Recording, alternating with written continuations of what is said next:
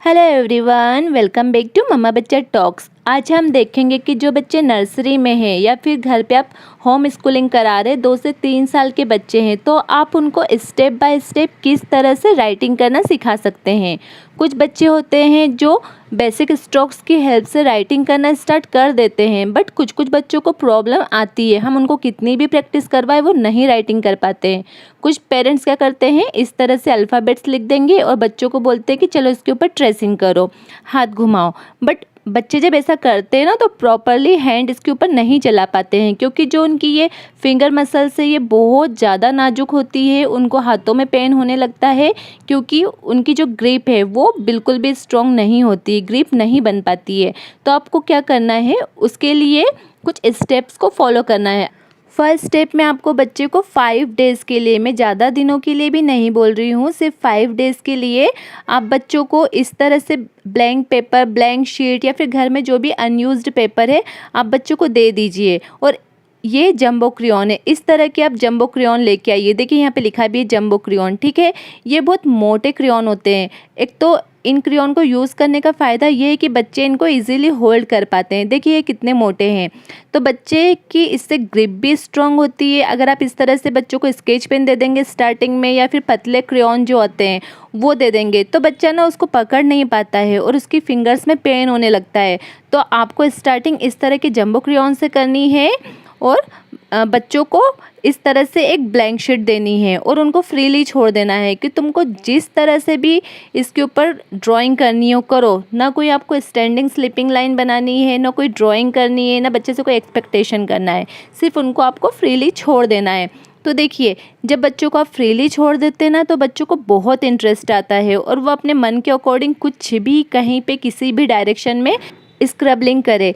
इस टाइम पे हमारा मेन मोटो सिर्फ इतना है कि बच्चा क्रेयॉन को होल्ड कर पाए, क्योंकि अगर बच्चा एक साथ क्रेयॉन को 10 मिनट 15 मिनट भी होल्ड कर पा रहा है तो इस एज में सफिशिएंट है, क्योंकि बच्चा इससे ज़्यादा टाइम के लिए क्रेयॉन को नहीं पकड़ता है। तो 5 डेज़ तक जब आपने बच्चे से स्क्रबलिंग करवा लिए, तो फिर आप इस तरह के बच्चे के लिए वर्कशीट प्रिपेयर करिए।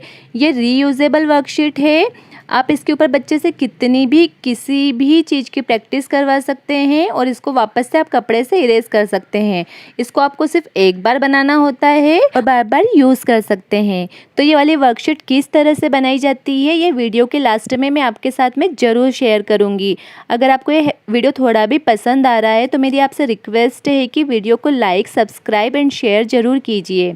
देखिए, बच्चों को स्टैंडिंग लाइन और स्लीपिंग लाइन, स्लैंटिंग लाइन में ज़्यादा प्रॉब्लम नहीं आती है, वो उसको इजीली राइट कर लेते हैं। उनको प्रॉब्लम आती है इस तरह के कर्व बनाने में, क्योंकि जितने भी अल्फ़ाबेट्स है, हिंदी राइटिंग है, स्मॉल राइटिंग है, ये सभी इन कर्व के थ्रू ही बनती है। तो आप जितनी ज़्यादा इन कर्व की प्रैक्टिस बच्चों से करवाएंगे, बच्चे राइटिंग उतनी ही नीट एंड क्लीन लिखेंगे भी और उतनी ही जल्दी लिखना भी स्टार्ट कर देंगे। तो ये देखिए, जो ये इस तरह के कर्व होते हैं ना, बच्चों को ये कर्व बनाने में बहुत प्रॉब्लम आती है।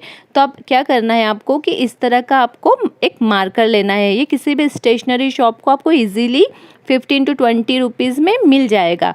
तो आप इस तरह का एक मार्कर ले आइए और बच्चे से बोलना है कि यहाँ से इस फ्लावर से इस फ्लावर तक आपको इसके ऊपर ट्रेसिंग करनी है। तो बच्चा इस तरह से ट्रेसिंग करेगा।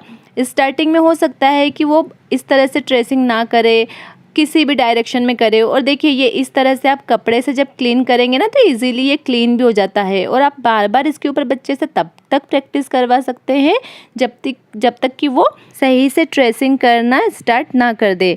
तो स्टार्टिंग में वो कुछ ऐसे आड़ा टेढ़ा कैसे भी वो कर्व बनाएगा, तो आप उसको बनाने दीजिए, उसे बार बार इरेज करते रहिए और बार बार बच्चे से इस तरह से कर्व के ऊपर ट्रेसिंग करने का बोलिए। तब तक ट्रेसिंग करने का बोलिए जब तक कि वो एक प्रॉपर वे में ना करने लगे। इससे जब बार बार आप इरेज करेंगे और उससे बार बार बनवाएंगे ना, तो बच्चा फिर धीरे धीरे करके ऑटोमेटिक सही बनाने लगेगा। तो आप इस तरह से उसी टाइम पे आप इरेज भी करते जाइए कपड़े से, क्योंकि इसको सूखने नहीं देना है। अगर ये सूख जाता है तो उसके बाद फिर इजीली इरेज नहीं हो पाता है। फिर आप इस तरह से डिफरेंट बच्चे से पिक्चर बनवाइए। इसमें देखिए ये क्लाउड है, तो ये क्लाउड को जब बच्चा बनाता है ना इस तरह से, तो बच्चे के ना हाथ में थोड़ा पेन तो होता है, बट जब वो इससे कर्व बनाना शुरू करता है तो इसका जो फिंगर मसल्स है वो भी स्ट्रॉन्ग होती है और वो हाथ को अपने मूवमेंट कराना स्टार्ट करता है, क्योंकि जब बच्चा इस तरह से अल्फ़ाबेट लिखता है, जैसे कि बी लिखा उसने, सी लिखा, तो ये सभी कर्व के थ्रू ही राइटिंग होते हैं। तो बच्चे से आप जितनी ज़्यादा इस तरह से अलग अलग डिफरेंट पिक्चर बना के बच्चे से प्रैक्टिस करवाएंगे तो बच्चा उतने ही अच्छे से प्रैक्टिस करेगा। आप इस पे बच्चे की जो भी फेवरेट ड्राइंग होती है, मनपसंद की ड्राइंग है, आप उसकी ड्राइंग बनाइए। उसको कोई फ्लावर पसंद होगा, कोई एनिमल पसंद होगा, तो आप उसकी ड्राइंग बना के उसके ऊपर इस तरह से ट्रेसिंग करवाइए, जिससे बच्चे को बहुत ज़्यादा इंटरेस्ट आएगा। क्योंकि बच्चा जितना ज़्यादा इसके ऊपर ट्रेसिंग करने में इंटरेस्ट लेगा, उतना ही ज़्यादा जब हाथों को मूवमेंट करवाएगा, फिंगर्स को मूवमेंट करवाएगा, तो वो उतनी अच्छी राइटिंग कर पाएगा और आगे जाके उसको इससे बहुत ज़्यादा हेल्प मिलनी है। तो आप उससे इस तरह से 8 से 10 दिन प्रैक्टिस करवाइए। 5 डेज़ तो आपको स्क्रबलिंग करवानी है उसको, जो हमने ब्लैंक पेपर पे बताया था उस तरह से, और उसके बाद फिर इस तरह से आपको बच्चे से इन कर्व की प्रैक्टिस करवानी है डिफरेंट पिक्चर के थ्रू। ओके, और आप इस तरह से इसको इरेज कर लीजिए और वापस से इसको रीयूज़ कर लीजिए। रोज़ के रोज़ आप बच्चे से प्रैक्टिस करवाते रहिए इजीली, फिर धीरे धीरे बच्चा करने लगेगा।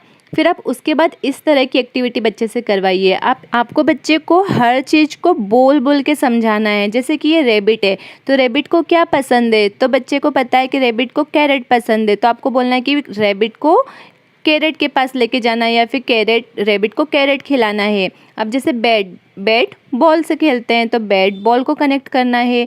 यहाँ पे रेनिंग हो रही क्लाउड से, तो हमें किसकी ज़रूरत पड़ेगी, अम्ब्रेला की पड़ेगी, तो क्लाउड को अम्ब्रेला से मैच करना है। अब ये बटरफ्लाई किसके पास जाना चाहती है, फ्लावर के पास जाना चाहती है। तो आप हर चीज़ को ना बच्चे को एक्सप्लेन कीजिए, ताकि उसको इंटरेस्ट भी आए, धीरे धीरे उसको इन चीज़ों को कनेक्ट करना भी आए। क्योंकि रैबिट कैरेट खाता है, रेनी सीजन में अम्ब्रेला यूज़ करते हैं, तो ये सभी चीज़ें ना बच्चे को आगे जाके बहुत फ़ायदा करने वाली है। स्टार्टिंग में वो इस तरह से किस तरह से भी मैच कर सकता है, आड़ी टेढ़ी लाइन बना सकता है, पर धीरे धीरे फिर वो सही वे से मैच करना स्टार्ट कर देगा। ठीक है। अब जब बच्चा क्या होता है ना कि जब हम डायरेक्ट उसको इस तरह से राइटिंग करवाते हैं तो इस तरह से आड़े टेढ़े ए लिखता है, पर जब आप इस तरह से मैचिंग एक्टिविटी के बाद जब बच्चे से राइटिंग करवाएंगे ना, तो वो एकदम सही तरह से स्लैंट बनाएगा और सही वे में ABCD लिखेगा। उसके बाद फिर आप सबसे अच्छी प्रैक्टिस कर्व की इस तरह से होती है। इसमें बच्चों को बोलना है कि आपको हाथ उठाना नहीं है, एक कंटिन्यू वे में आपको इस तरह से ट्रेसिंग करनी है। तो अगर जब बच्चा इस तरह की ट्रेसिंग कर लेता है, तो इसके बाद तो फिर बच्चा डेफिनेटली स्मॉल लेटर्स भी लिखना स्टार्ट कर देता है, क्योंकि इसके बाद बच्चों की कर्व में इतनी ज़्यादा प्रैक्टिस हो जाती है ना कि बच्चे को फिर चाहे हिंदी वर्णमाला हो, स्मॉल लेटर्स हो, वो इजीली राइटिंग करने लगता है। और ये वाले जो स्ट्रोक है ना, इनके थ्रू बच्चा कर्सिव राइटिंग भी बहुत अच्छे से करना स्टार्ट कर देता है। फिर आप कुछ इस तरह की भी बच्चों से प्रैक्टिस करवा सकते हैं, ऐसे डिफरेंट शेप लेके, ताकि बच्चे की जो ग्रिप है वो भी स्ट्रॉन्ग हो और वो ट्रेसिंग भी अच्छे से कर पाए। ये देखिए कितने सारे मैंने डिफरेंट टाइप के कर्व बनाए। बस मेन कर्व ही होते हैं। अगर बच्चे ने एक बार कर्व सीख लिया, उसके बाद तो स्मॉल राइटिंग हो, चाहे हिंदी वर्णमाला हो, नंबर्स हो, सब कुछ बच्चा चुटकी बजाने में ही कर लेता है। बस आपको मेनली ये कर्व की ही बच्चों से प्रैक्टिस करवानी है। जब आप स्ट्रोक्स की प्रैक्टिस करवा ले, तो उसके बाद फिर आप बच्चों से अल्फ़ाबेट्स की प्रैक्टिस करवाएंगे। अब देखिए बच्चों से इस तरह से अल्फ़ाबेट लिख के उसके ऊपर आप ट्रेसिंग करने का बोलिए कि आपको इसके ऊपर ट्रेसिंग करना है, और तब तक बच्चे से ट्रेसिंग करवाते रहना है जब तक कि वो एक प्रॉपर वे में लिखना स्टार्ट ना कर दे। अब जब बच्चों को कैपिटल लेटर्स आ जाए, तो इसी तरह की आप शीट बना के बच्चों से इस तरह से स्मॉल राइटिंग की प्रैक्टिस करवा सकते हैं, हिंदी वर्णमाला की प्रैक्टिस करवा सकते हैं, नंबर्स की प्रैक्टिस करवा सकते हैं। ये रीयूजेबल है, तब तक आप प्रैक्टिस करवाइए बार बार इरेज करके, जब तक कि बच्चा सही से लिखने ना लगे। देखिए इस तरह की जो वर्कशीट हमने ये बनाई है, रीयूजेबल वर्कशीट, इसका फ़ायदा ये होता है कि आपको बस एक बार मेहनत करनी है, उसके बाद फिर ईज़िली बच्चा रोज़ उसके ऊपर प्रैक्टिस करता रहेगा। तो जब बच्चा प्रैक्टिस कर रहा है, तो उस टाइम पे बच्चों को जिस भी वर्णमाला में या फिर जिस भी अल्फ़ाबेट्स में प्रॉब्लम आ रही है, आप उसको राइटिंग कर लीजिए और बच्चे से प्रैक्टिस करवाते रहिए तब तक, जब तक कि बच्चा सीख ना जाए। आप उसको बार बार कपड़े से इरेज कर दीजिए और बार बार बच्चे को करने को बोलिए।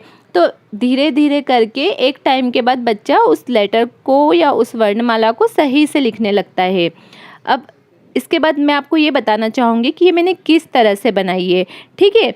तो आप एक शीट ले लीजिए, एक ब्लैंक शीट, और उसके ऊपर आपको बच्चे को जो भी सिखाना है, ठीक है। अगर बच्चे को स्ट्रोक आते हैं और किसी अल्फ़ाबेट्स में प्रॉब्लम आ रही है तो आप उस अल्फ़ाबेट को राइट कर लीजिए और फिर उसको ये तो मैंने सिर्फ एक शीट ली है, पतला पेपर है। आप अगर मतलब लंबे टाइम के लिए यूज़ करवाना चाह रहे हैं तो आप इस पेपर को एक कार्डबोर्ड के ऊपर पेस्ट कर दीजिए ताकि वो मजबूत हो जाए। उसके बाद फिर आप इस तरह से किसी पॉलीथीन में इस शीट को फिक्स कर दीजिए। ओके, ऐसे पॉलीथीन में हमने इसको रख दिया और उसके बाद फिर जो इसके कॉर्नर है इसको हम सेलो टेप की हेल्प से बंद कर देंगे, कवर कर देंगे, ठीक है। तो बच्चा इसको निकाल नहीं पाएगा। अब आप भी इस तरह की शीट बना के बच्चे से प्रैक्टिस करवाइए और बार बार तब तक करवाइए जब तक कि बच्चा अच्छे से राइटिंग करना ना सीख जाए। अगर आपको ये वीडियो थोड़ा भी हेल्पफुल लगा है तो प्लीज़ वीडियो को लाइक कीजिए, चैनल पे पहली बार आए तो सब्सक्राइब कीजिए।